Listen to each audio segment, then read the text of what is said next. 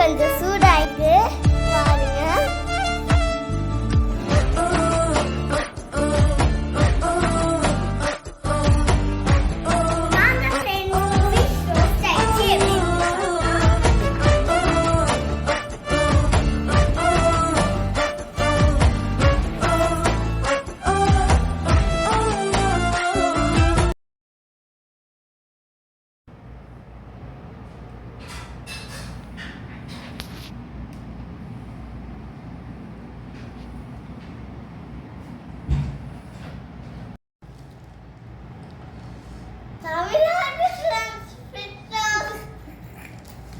Okay friends, உங்கள் வீட்டிலே அவன் இருந்துச்சுன்னா இது மாதிரி ட்ரை பண்ணி பாருங்கள்.